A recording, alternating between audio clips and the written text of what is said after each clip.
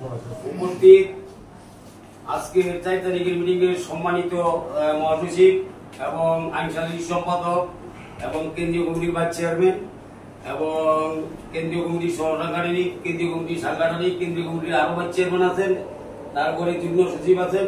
সকলকে জানাই আমার কেন্দ্রীয় কমিটির পক্ষ থেকে সালাম, শুভেচ্ছা, অভিনন্দন।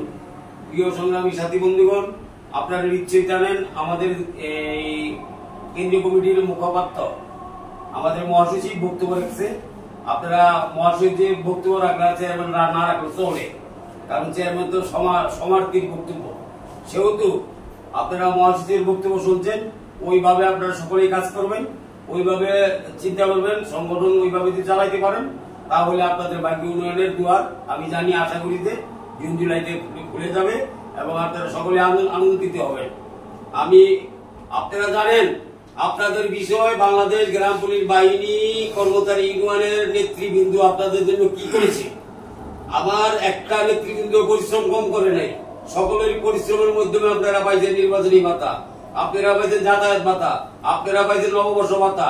আপনারা জানেন কি পরিশ্রমের মাধ্যমে আপনাদের সাইকেল দেওয়া হয়েছে 47,000, এটা আল্লাহ ছাড়া কেউ জানে না। আপনাদের শান্তি বিনোদন ভাতা আপনারা জানেন, কোন নেতায় নিতে পারতেন, কোন নেতায় নিতে পারেন নাই। কেন নি ভাই?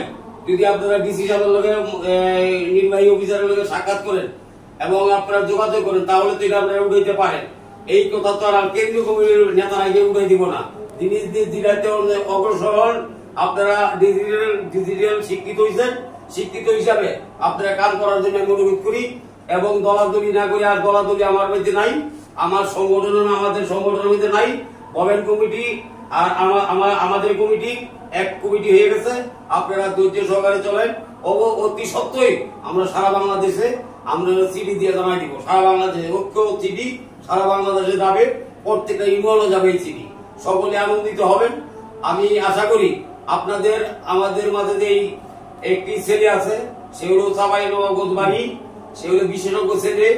আমি আর কিছু বলতে চাই না, বিশেষজ্ঞ না, আবার চাপাই নবাবগঞ্জ না, রাজশাহী বিভাগেরও সে সাংগঠনিক সম্পাদক শ্রী দুলাল বিভীষণ, সে একজন ভালো ছেলে। আমি তার প্রতি সহানুভূতি দেখে আমি আমার বক্তব্য শেষ করছি। আল্লাহ হাফেজ। জয় বাংলা, জয় বঙ্গবন্ধু, জয় হোক এই কেন্দ্রীয় কমিটির। সকলে ভালো থাকেন, সুস্থ থাকেন, সকলকে ধন্যবাদ। আসসালামু আলাইকুম।